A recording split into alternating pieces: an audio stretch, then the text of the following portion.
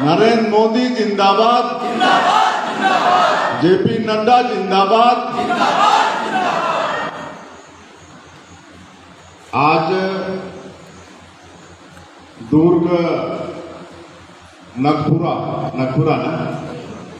नगपुरा की इस पावन भूमि में आयोजित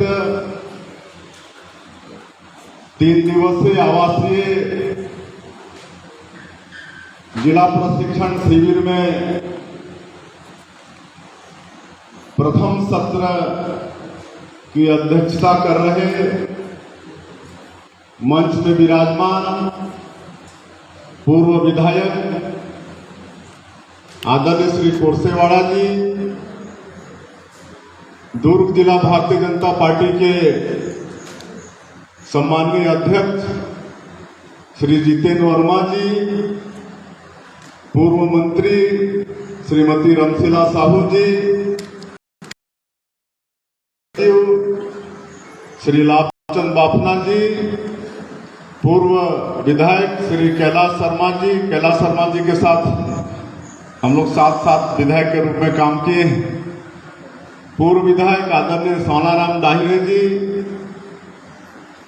पूर्व आदरणीय प्रीतपाल बेलचंदन जी, माया बेलचंदन जी, जिला के सभी पदाधिकारीगण, मोर्चा के सम्मानित जिलाध्यक्ष महामंत्रीगण, प्रकोष्ठ के जिला के संयोजकगण, मंडल अध्यक्षगण और इस प्रशिक्षण शिविर में अपेक्षित सभी कार्यकर्ता भाई और बहनों, आज हमारा परम सौभाग्य है कि दुर्ग जिले के जिला प्रशिक्षण शिविर के शुभारंभ के शुभ अवसर पर आप लोगों के बीच में उपस्थित हुआ हूं और इस अवसर पर आप सभी लोगों ने हमारा बहुत ही आत्मीय स्वागत किया है।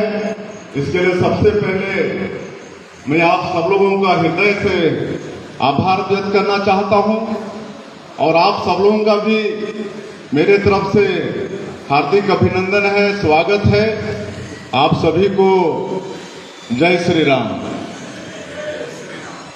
और मैं आगे कुछ बोलूं इसके पहले जिला के नवनियुक्त जिलाध्यक्ष श्री जितेंद्र वर्मा जी को मैं बहुत बहुत बधाई शुभकामनाएं देना चाहूंगा। हमारे सभी वरिष्ठों के सहयोग से जितेंद्र वर्मा जी दुर्ग जिला भारतीय जनता पार्टी को मजबूत करने की दिशा में टीम भावना से काम करेंगे और आने वाले विधानसभा के चुनाव में कितनी सीट है यहाँ पर? 5 सीट है। पांचों के पांचों सीट भारतीय जनता पार्टी को जिता के देंगे, ऐसे में आप सब लोगों से अपेक्षा करता हूं। बंधुओं, ये प्रशिक्षण हमारी पार्टी के लिए कोई नई चीज नहीं है। पुराने समय से भारतीय जनता पार्टी में और इससे पहले जनसंघ में भी प्रशिक्षण की परंपरा रही है। क्योंकि हमारी पार्टी सभी पार्टियों से अलग है। हम सब लोग एक राजनीतिक दल जरूर हैं, लेकिन अपने राजनीतिक दल को एक परिवार मानते हैं और ये विचारधाराओं की पार्टी है, सिद्धांतवादी पार्टी। इस पार्टी में लोकतंत्र है, कार्यकर्ताओं का सम्मान है।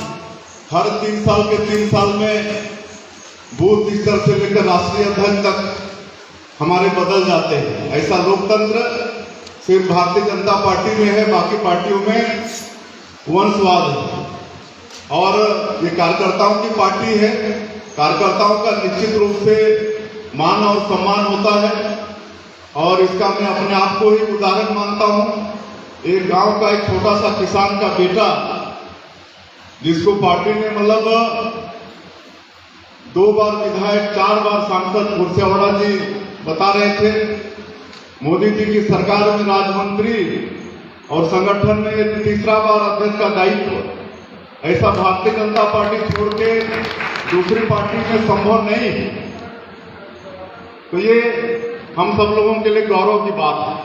और आज कार्यकर्ताओं की बदौलत हमारी पार्टी देश ही नहीं दुनिया की सबसे बड़ी राजनीतिक पार्टी है। तो ये कार्यकर्ताओं की बदौलत है। और आप सब लोग ये देखते हैं कि 2014 के पहले किस तरह से हमारे देश में राजनीतिक परिदृश्य था। लगातार 3 दशक तक साझा सरकार चल रही थी। वो अलग बात है कि हमारे अटल बिहारी वाजपेयी जी बहुत अच्छे से साझा सरकार अलायंस की सरकार चलाए, लेकिन उसके पहले भी कांग्रेस की गलत नीति के कारण जो एक छत्र रूप से 50-55 वर्षों तक इस देश में राज किए, उनकी गलत नीति के कारण उनको भी अलायंस की सरकार चलाने में मजबूर होना पड़ा। और एक निराशा का माहौल पूरे देश में था। जनता को लगता था कि पता नहीं अब इस देश का क्या होगा, पता नहीं कोई पार्टी इस देश में अब बहुमत में आएगी कि नहीं। लेकिन हम लोग का सौभाग्य है कि 2014 के लोकसभा चुनाव के समय भारतीय जनता पार्टी ने श्री नरेंद्र मोदी जी को प्रधानमंत्री का प्रत्याशी घोषित किया। और इस देश की जनता आदरणीय नरेंद्र मोदी जी को गुजरात के मुख्यमंत्री के रूप में 4 बार देख चुकी थी और विश्वास हो गया था। जिस तरह से 4 बार मुख्यमंत्री रहते हुए आदरणीय नरेंद्र मोदी जी ने गुजरात का विकास किया, पूरे देश की जनता उसको देख चुकी थी और देश की जनता का विश्वास हो गया कि आदरणीय नरेंद्र मोदी जी के हाथ में देश का बागडोर, सरकार का बागडोर सुरक्षित रहेगा। और जब 2014 का लोकसभा चुनाव हुआ तो किसी को कल्पना नहीं थी। हम लोग एनडीए में चुनाव लड़ रहे थे, लेकिन भारतीय जनता पार्टी को इस वर्ष बहुमत मिलेगी ऐसा देश की जनता को किसी को कल्पना नहीं था। और 282 सीट 2014 के लोकसभा चुनाव में इस देश की जनता ने भारतीय जनता पार्टी को जिता के दिया। 272 सीट चाहिए सरकार बनाने के लिए, लेकिन हम लोग के पास 282 सीट सिर्फ और सिर्फ भारतीय जनता पार्टी की थी। और मेरा सौभाग्य था कि उस 2014 से लेकर 2019 के कार्यकाल में सांसद के रूप में मैं पार्लियामेंट में था। और मेरा सौभाग्य था, जनता का आशीर्वाद था कि नरेंद्र मोदी जी के मंत्रिपरिषद में राजमंत्री का दायित्व राजमंत्री के रूप में काम करने का भी हमको अवसर मिला। और वैसे आदरणीय नरेंद्र मोदी जी से हम पहले से परिचित थे। आप सब लोगों को मालूम होगा कि वो हमारे प्रदेश के संगठन के प्रभारी भी थे। आदरणीय प्रेम प्रकाश जी आ रहे हैं, थोड़ा ताली बजा कर स्वागत करेंगे।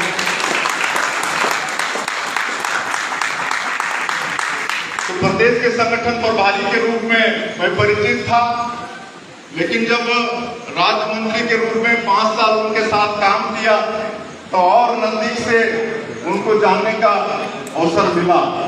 और जब पहला दिन वो पार्लियामेंट में प्रवेश किए तो साष्टांग पार्लियामेंट को प्रणाम करते हुए प्रवेश किए। और पहला पार्लियामेंट में उनका उद्बोधन था तो उन्होंने कहा कि मेरी ये सरकार गरीबों के लिए समर्पित सरकार रहेगी। और आप सब लोगों ने देखा कि जो पहला उनका शासन का कार्यकाल था 2014 से लेकर 2019 तक का, उन्होंने मंत्र दिया कि सबका साथ सबका विकास। और मेरी ये सरकार गरीबों के लिए समर्पित सरकार रहेगी। और 5 साल उन्होंने गरीबों के विकास के लिए काम किया। 15 अगस्त 2014 में जब वो लाल किला से देश की जनता को संबोधित कर रहे थे तो उन्होंने स्वच्छ भारत मिशन का आह्वान किया। तो विरोधी लोग हंसते थे, ये टॉयलेट बनाने का काम, शौचालय बनाने का काम ये एक प्रधानमंत्री का है क्या? हंसते थे, लेकिन भारतीय जनता पार्टी को विपक्ष में रहते रहते और आदरणीय मोदी जी को ये मालूम था कि किस तरह से भारत देश में हमारी माता और बहनों को खुले में शौच करने के लिए दिवस होना पड़ता था। और मेरा भी व्यक्तिगत अनुभव है, 2 बार विधायक, 4 बार सांसद रहते हुए जब हम किसी गांव में जाते थे और शाम का समय होता था और विशेषकर बरसात का दिन होता था और गरीब घर की जो माताएं बहनें होती थी, उनके पास गांव का एंट्रेंस जो रोड है उसके किनारे किनारे वही शौच के लिए जगह उनको उपलब्ध होता था। जब हम लोग प्रवेश कर रहे होते उनकी मजबूरी होती थी, बैठना पड़ता था उनको, तो इस तरह से कलंकित जीवन उनको जीना पड़ता था। लेकिन स्वच्छ भारत मिशन और शौचालय का निर्माण, इसका काम शुरू करके आदरणीय प्रधानमंत्री जी ने हमारी माता और बहनों को मतलब खुले में शौच का जो एक अभिशाप था उससे उन्होंने मुक्ति दिलाया और गरीबों के लिए उन्होंने जन धन खाता, बिना बैलेंस के जन धन खाता खोलने का काम उन्होंने किया। तो लोग बोलते थे कि मोदी ये क्या कर रहे हैं, सबका खाता खुलवा रहे हैं। करोड़ों लोग बैंक का मुंह नहीं देखते थे, बैंक जानते नहीं थे, उनके नाम से भी 0 बैलेंस में बैंक का खाता प्रधानमंत्री जन धन योजना में। लेकिन आपको मालूम है इस देश के तत्कालीन प्रधानमंत्री, पूर्व प्रधानमंत्री ये स्वयं स्वीकार कर चुके थे कि हम सरकार से 1 रुपया बेचते हैं, 100 पैसा बेचते हैं तो जनता तक पहुंचते पहुंचते 15 पैसा ही बचता है, बाकी जरूरत नेताओं के और अधिकारियों के जेब में चला जाता है। एक पूर्व प्रधानमंत्री के वक्तव्य थे, लेकिन आज आप सब लोग देख रहे हैं क्या 45 करोड़ जनधन खाता इस देश में खुला है, 45 करोड़। और आज जो भी सरकार की जो योजना में जो भी पैसा आ रहा है वो सारा का सारा पैसा जनधन खाता में आ रहा है और 1 पैसा कहीं भी लीकेज नहीं हो रहा है। तो ये गरीब कल्याण के क्षेत्र में काम है। उसी तरह से हमारी माताएं बहनें धुआं के कारण उनको सांस की बीमारी होती थी, उनकी आंखें खराब हो जाती थी, जंगल कटता था, हमारा पर्यावरण को खतरा होता था, अलग बात। लेकिन अगर हमारी माता बहनों को भी किसी ने धुआं से मुक्ति दिलाने का काम किया तो आदरणीय नरेंद्र मोदी जी की सरकार ने किया।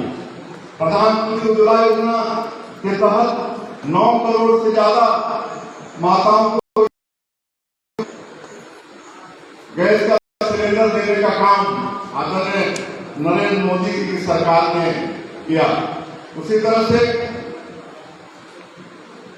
प्रधानमंत्री आवास योजना, पहले इंदिरा आवास होता था, खपरा का 5 वर्ष गरीब कल्याण का काम आदरणीय नरेंद्र मोदी जी ने किया। हमारे देश में 80% लोग खेती पर आधारित हैं और उसमें भी ज्यादा छोटे किसान हैं। हमारे छत्तीसगढ़ में 80% लोग 5 एकड़ से कम लोग वाले हैं और उनके लिए फसल बीमा योजना उसको उन्होंने सरल किया। पहले फसल बीमा योजना का नाम सुनते थे, लेकिन इतना कठिन था उसका प्रोसीजर, प्रक्रिया कि फसल बीमा योजना का लाभ नहीं उठा पाते थे। लेकिन आदरणीय नरेंद्र मोदी जी ने फसल बीमा योजना का नियम कानून सरल किया और आज हमारे करोड़ों करोड़ों किसान आज लाभवान है। आज कृषक सम्मान निधि आज 6,000 रुपये कहने से बहुत कम लगता है। शुरू में इस पर भी कांग्रेस के लोग, विपक्ष के लोग 6,000 रुपया क्या होता है, ऊंट के मुंह में जीरा, ये कहते थे। लेकिन एक गांव का एक सीमांत किसान जो 1 एकड़ 2 एकड़ जोत का किसान है, उसको महत्व पता चलता है कि 6,000 रुपया उसके लिए कितना बड़ा राशि। आज 3 किस्त में 2-2 हजार रुपया करके उसको 6,000 मिलता है। तो अच्छा बीज, अच्छा खाद और समय पर खाद बीज खरीद के अपना खेती का स्तर सुधारने का काम ये सब कर रहे हैं। तो ये सारे गरीब कल्याण के काम पहले 5 साल में आदरणीय मोदी जी ने सबका साथ सबका विश्वास ये मूल मंत्र के साथ किया। करने के लिए तो बहुत कुछ है, पूरा मेरे पास उसका लिस्ट है। सारा योजना आज 8 साल में 200 से ज्यादा योजना भारत सरकार के चल रहा है पूरे देश में, 200 से ज्यादा योजना। और आप सब लोग पत्रक के रूप में अभी अभी बांटे भी हैं। कार्य विस्तार योजना भी हम लोग का चला 5 मई से लेकर 25 मई तक। उसमें आप सब लोग एक एक बूथ तक गए हैं। 23,681 बूथ कुल हमारे प्रदेश में है। उसमें से 20,000 बूथ तक हमारे नेता आप सब लोग जाने का काम किए हैं। और उसमें पत्रक हम लोगों ने पार्टी की तरफ से छपवा के दिया था, जिसमें भारत सरकार की उपलब्धि का भी जिक्र था और हमारे 15 साल के जो कार्यकाल थे शासन के यहाँ के छत्तीसगढ़ सरकार के, उससे भी कुछ चुनिंदा योजनाओं का उसमें जिक्र था। और छत्तीसगढ़ सरकार की जो विफलता है उसका भी जिक्र था। तो उसको आप सब लोगों ने एक एक बूथ तक एक एक मतदाता तक पहुंचाने का काम किया है। तो निश्चित रूप से आप सब लोग के यहाँ पर जिले के प्रमुख कार्यकर्ता हैं तो सबको मालूम है। और चौपाल के माध्यम से भी भारत सरकार की योजनाओं को लोगों तक पहुंचाने का काम आप सब लोगों ने किया। गर्मी का दिन था, उसके बाद भी आप लोगों ने ये काम किया है। तो अध्यक्ष के नाते सभी जिले के वरिष्ठों कार्यकर्ताओं को सबको इसके लिए भी धन्यवाद देना चाहेंगे। अभी अभी कल ही हम लोग का 8 साल सेवा सुशासन और गरीब कल्याण इसका भी संपन्न हुआ है। 1 जून से लेकर 15 जून तक एक कार्यक्रम था। 30 मई को हमारे देश के यशस्वी प्रधानमंत्री आदरणीय नरेंद्र मोदी जी के शासनकाल का 800 साल पूरा हुआ। उसमें भी हम लोग कई कार्यक्रमों के माध्यम से पूरा हमारा मोर्चा प्रकोष्ठ हमारे मूल संगठन के लोग हमारे सभी नेता ग्रुप में गांव में जाने का काम किए हैं। और गरीब कल्याण मेला से लेकर विकास तीर्थ बाइक रैली से लेकर विभिन्न कार्यक्रमों के माध्यम से भी हम लोग एक बार फिर से 8 साल की जो उपलब्धि है उसको जनता तक पहुंचाने का काम किए हैं। उसके लिए भी हम आप सभी लोगों को अध्यक्ष के नाते धन्यवाद देना चाहेंगे। तो मुझे बहुत ज्यादा योजनाओं का जिक्र करने का आवश्यकता भी नहीं है। और जब दूसरी बार सरकार आई 2019 में तो जो 282 का हम लोग का सीट था, लोकसभा 282 सीट जीते थे, उससे भी बढ़ के 330 सीट अकेले भारतीय जनता पार्टी को मिला। ये लगातार इस देश की जनता का विश्वास भारतीय जनता पार्टी के प्रति बढ़ना इस बात को प्रमाणित करता है कि 282 से हम लोग 5 साल काम किए तो सरकार के प्रति एंटी इनकम्बेंसी आता है। लेकिन फिर हमारे प्रधानमंत्री जी की लोकप्रियता बढ़ी, भारतीय जनता पार्टी के प्रति इस देश की जनता का विश्वास बढ़ा और 282 से बढ़ाकर 303 से भारतीय जनता पार्टी को लोकसभा में जीता देने का काम इस देश की जनता ने किया। तो सिर्फ मोदी जी पर जिम्मेदारी नहीं बढ़ी है, एक एक कार्यकर्ता पर ये जिम्मेदारी बढ़ी है। आज देश की जनता का विश्वास हमारे एक एक कार्यकर्ता के ऊपर एक बूथ स्तर से लेकर हमारे सभी राष्ट्रीय नेतृत्व तक सबके ऊपर में बढ़ा है। इसलिए अध्यक्ष के नाते मेरा आग्रह होगा कि आप सब लोग जो जिला के यहाँ पर जिम्मेदार नेता कार्यकर्ता सब लोग हैं, आप सब लोग मतदाताओं के बीच में चुनाव के समय में जाते हैं, भारतीय जनता पार्टी का नीति बताते हैं, अपनी उपलब्धि को बताते हैं और कमल फूल छाप के लिए वोट मांगते हैं। तो ऐसे आप सब लोग यहाँ पर प्रबुद्ध बुद्धिजीवी लोग हैं। तो मैं आशा करूंगा कि मैं शॉर्ट करता हूँ, क्योंकि कवर्धा में जाना है। और बाकी ये जो पूरा 3 दिवसीय ये जो शिविर चलेगा इसमें 15 विषय है, 15 विषय। तो मेरा विषय था केंद्र सरकार की योजना और हमारा ये प्रदेश तो केंद्र सरकार की योजना के विषय में ज्यादा बताने की आवश्यकता नहीं है। आप सब लोग युगांतरकारी विकास इस देश में हुआ। गांव गरीब किसान मजदूर के लिए तो विकास हुआ ही हुआ, लेकिन ऐसे ऐसे काम भी 8 साल में हुए, ऐसे ऐसे ऐतिहासिक फैसला आदरणीय प्रधानमंत्री जी ने लिया है, जिस धारा 370 के तहत उनको ऐसा अधिकार था कि बाहर के लोग कोई वहां पर जाके 1 इंच जमीन खरीद नहीं सकते थे, घर नहीं बना सकते थे, और केंद्र सरकार उनको विकास के लिए खर्चा देती थी, लेकिन उसका हिसाब मांगने के लिए भी मतलब बाध्यता नहीं था। पैसा उनको स्वतंत्रता धारा 370 के तहत मिला हुआ था, और श्यामा प्रसाद मुखर्जी का जो सपना था उसको भी पूरा करने का कोई काम किया तो हमारे देश के यशस्वी प्रधानमंत्री आदरणीय नरेंद्र मोदी जी ने किया। 335 वहां से हटा। आज राम मंदिर जिसके लिए हजारों साल से हिंदू संघर्ष करते रहे, 60 वर्षों से सुप्रीम कोर्ट में मामला लंबित था, लेकिन वो भी सौभाग्य है कि आदरणीय नरेंद्र मोदी जी के समय में कोर्ट का भी डिसीजन आया, हिंदुओं के पक्ष में आया, और आज राम मंदिर जो हिंदुओं का वो प्रतिष्ठित एक मांग था और जो अयोध्या आस्था का केंद्र था, वहां पर राम मंदिर निर्माण का काम भी प्रशस्त हुआ है। मुस्लिम महिलाओं के सशक्तिकरण के लिए कौन सोच सकता था कि ट्रिपल तलाक बिल पास होगा पार्लियामेंट में, कौन सोच सकता था? लेकिन ये हमारे दूर दृष्टि रखने वाले नरेंद्र मोदी जी और भारत सरकार की ताकत है कि ट्रिपल तलाक जैसे बिल को भी पास करके दिखा दिए।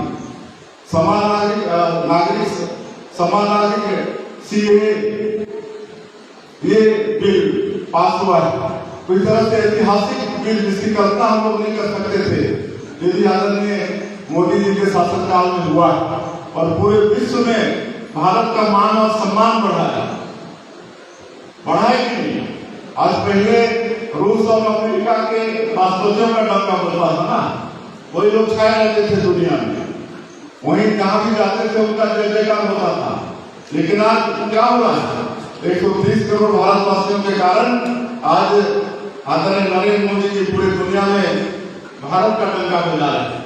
आज दुनिया के किसी भी देश में चले जाते हैं तो मोदी मोदी हो जाता है वहां पर, और आज कहीं रूस और अमेरिका के राष्ट्रपति से भी लोकप्रियता का ग्राफ में आज हमारे मतलब प्रधानमंत्री की ऊंचा है।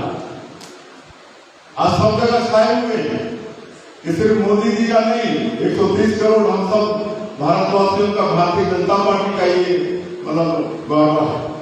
आज यूक्रेन की लड़ाई हुई, रूस और यूक्रेन के बीच में, आज ऐसे व्यक्ति हैं जो युद्ध को रुकवा के, जो 23,000 बच्चे हमारे वहां पर फंसे हुए थे, उनको वापस लाने का काम आदरणीय नरेंद्र मोदी जी ने किया। इतना ही नहीं, पाकिस्तान के बच्चे तिरंगा झंडा दिखाकर वहां से निकलने में उनकी सहूलियत हुई, तो आज ये डंका बज रहा है भारतीय जनता पार्टी के कारण, नरेंद्र मोदी जी के कारण पूरे देश में। तो ये सब का गौरव हम सब लोगों को होना चाहिए। और यहाँ छत्तीसगढ़ में क्या स्थिति है, 3.5 साल से आप सब लोगों को मालूम है, एक बड़ा लोक लुभावन जन घोषणा पत्र के आधार पर कांग्रेस सरकार में तो बैठ गई, लेकिन आज 3.5 साल की सरकार को हो गए। आज मैं आप ही लोगों से पूछता हूँ, 36 वादा इनका जन घोषणा पत्र में था, लेकिन एक भी घोषणा इन्होंने पूरा किया है क्या? एक भी घोषणा इन्होंने पूरा नहीं किया है। चाहे वो किसानों का कर्जा माफी हो, चाहे शराबबंदी की बात हो, या फिर बेरोजगारी भत्ता की बात हो, किसी को 1 रुपया बेरोजगारी भत्ता नहीं मिला है। अभी हम बजट के समय मुख्यमंत्री जी को चिट्ठी लिखे थे, विपक्ष भाजपा के प्रदेश अध्यक्ष के नाते, कि मुख्यमंत्री जी आप अभी बजट पर राय मशुरा कर रहे हैं, तो मेरा आपसे आग्रह है कि आप पहले हमारे प्रदेश के बेरोजगार बेटा बेटियों के लिए 9,000 करोड़ का प्रावधान करिए। एक साल में 3,000 करोड़ बेरोजगारी भत्ता होता है, आपने 3 साल बेरोजगारी भत्ता दिया नहीं है, तो पहले 9,000 करोड़ बेरोजगारी भत्ता का प्रावधान आप बजट में करिए, लेकिन कोई जवाब उसका नहीं आया। नियमितीकरण की बात की थी, कोई भी 36 वादा में एक भी वादा कांग्रेस की सरकार पूरा करने में सफल नहीं है, बल्कि उल्टा 3.5 साल में छत्तीसगढ़ को क्या मिला है सरकार से? भ्रष्टाचार, माफिया राज। आज हमारी माताएं बहनें सुरक्षित नहीं इस प्रदेश में, कानून व्यवस्था नाम की चीज इस प्रदेश में नहीं। आज रेत माफिया, तो भूमि माफिया, कोयला माफिया, जंगल माफिया, पूरा माफिया राज है। और करप्शन तो इतना है कि कहीं भी किसी भी विभाग में जाइए, बिना पैसे का कोई काम नहीं हो रहा। सब बोलते हैं कि हमको तो ऊपर पहुंचाना पड़ता है, और अगर हम भ्रष्टाचार नहीं करेंगे तो वेतन से तो देंगे तो हमारे बाल बच्चे भूखे मरेंगे। ये स्थिति आज यहाँ पर है। माता बहनों के दुष्कर्म की घटनाएं दिनों दिन बढ़ रही, कहीं कोई अंकुश नहीं है इस सरकार का। तो ये इस सरकार के कारण चल रहा है, और हर तरफ से फेल है सरकार, और आक्रोश जनता का होना स्वाभाविक है। अब हर तरफ से सरकार की खिलाफत में जनता उमड़ रही है। आप लोगों को मालूम होगा कि नरेगा कर्मी कहाँ दंतेवाड़ा से पैदल चल के रायपुर आए, इससे दुर्भाग्य है कि मजदूरों के लिए क्या हो सकता है, छोटे कर्मचारियों के लिए क्या हो सकता है, दैनिक वेतन भोगी वालों के लिए क्या हो सकता है कि मतलब दंतेवाड़ा से पैदल चल के रायपुर आ रहे हैं। इतनी फेले वाली सरकार, और इसलिए इस तरह का काला कानून इस सरकार ने लाया। पिछले समय आप लोगों को मालूम है कि लोकतंत्र में जो मानव का अधिकार है, अपने अधिकार के लिए अगर नहीं मिल रहा है तो धरना करने का, प्रदर्शन करने का, आंदोलन करने का। और तो ये सरकार धार्मिक और सामाजिक कार्यक्रमों में भी इतना कड़ा प्रावधान कर दिया अनुमति का, 19-19 कंडीशन कि कोई कर ही नहीं सकता। और इसके विरोध में आप सब लोगों ने 16 मई को पूरे प्रदेश के हर जिला मुख्यालय में जेल भरो आंदोलन किया था, और 1 लाख से ज्यादा हमारे कार्यकर्ता पूरे प्रदेश के जिला मुख्यालय में गिरफ्तारी भी दिए।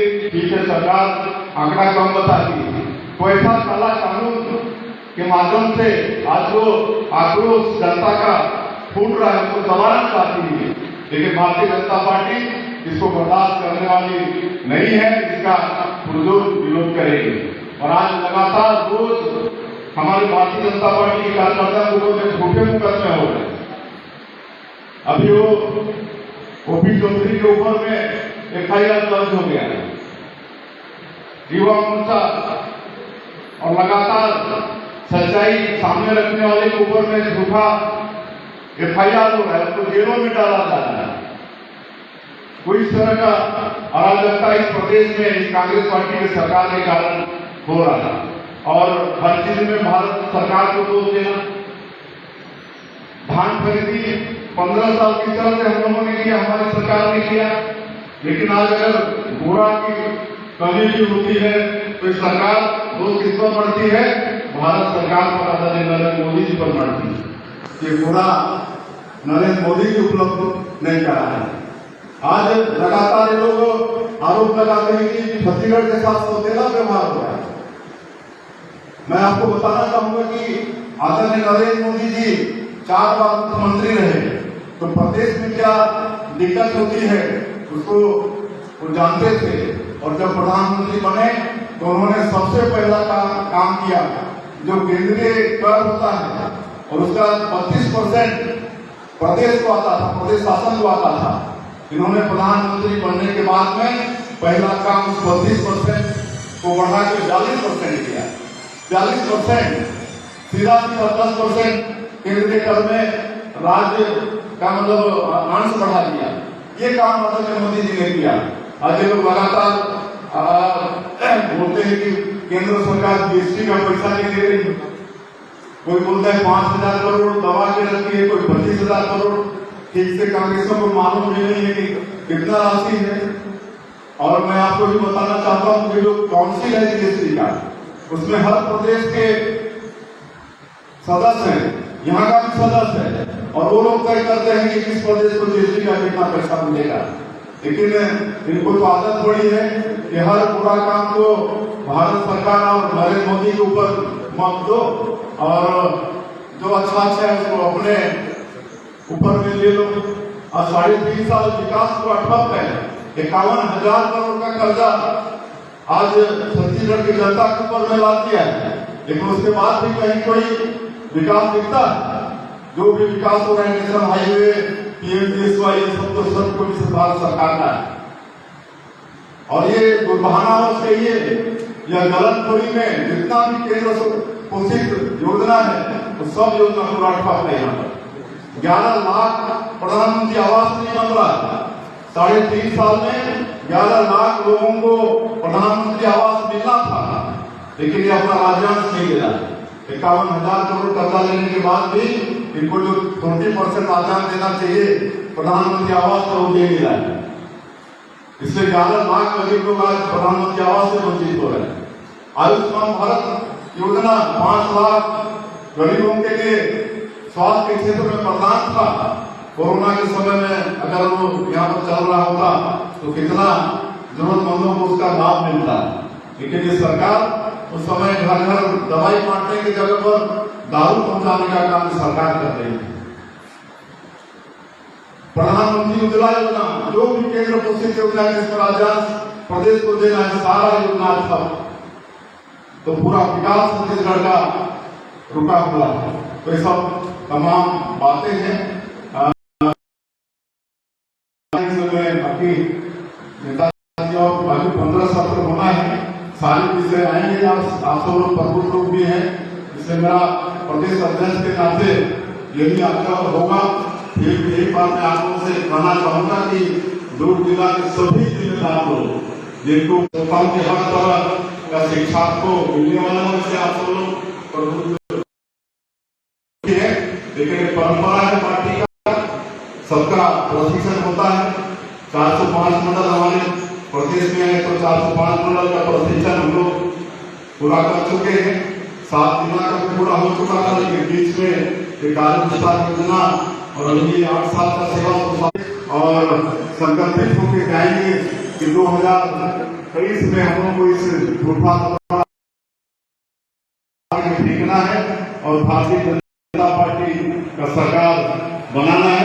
ऐसा मैं आप सब लोगों से आग्रह करते हुए, और एक हमारे पार्टी के बड़े नेता थे, और जब भी संगठन का इस तरह का कोई मुंह में शक्कर होना चाहिए, मतलब मुंह में शक्कर होना चाहिए, इसका मतलब शक्कर लेकर नहीं चलना है, मतलब मीठा बोलना है ना, मीठा वचन बोलना है। मीठा वचन बोलने में जाता क्या है? कुछ जाता है? हम लोग मीठा कर तो उसमें जाता क्या हमारा? आप ही का मान सम्मान बढ़ता है। इसलिए दूसरा गुण पार्टी के कार्यकर्ता का कि मुंह में शक्कर होना चाहिए, और तीसरा पैर में चक्र होना चाहिए, मतलब सक्रिय होना चाहिए। विपक्ष में और छत्तीसगढ़ सरकार की जो विफलता है, इसको सक्रियता के साथ समय बिना गंवाए, अब 15 महीना भी नहीं रह गया है ना, अगला चुनाव में 15 महीना भी नहीं रह गया। इसलिए हर कार्यकर्ता के पैर में चक्र होता है, पार्टी के लिए सक्रिय हो जाना, तो पार्टी से बदलाव करके देख लिए है ना, इसीलिए उदाहरण नहीं है। लेकिन या तो समाप्त हो गए या घूम फिर आ गए। इसीलिए कभी मुगाते पर नहीं आना चाहिए कि हमारी बदौलत पार्टी की बदौलत हम लोग हैं। इसीलिए कहीं भी चौक चौराहे में, पान ठेला में पार्टी का या हमारे नेताओं का भी बुराई नहीं करना चाहिए। नेता भी हमारे मतलब पार्टी के प्रतीक है ना, कि पार्टी ने क्या दिया हमको, हमारा जूता चप्पल घिस दिया, 3 पीढ़ी हमारा मतलब काम करते करते थक गया, लेकिन क्या मिला? तो कभी कभी जैसे पंखों ने कहा है कि समय से पहले और भाग से ज्यादा न कभी किसी को मिला है और न मिलेगा।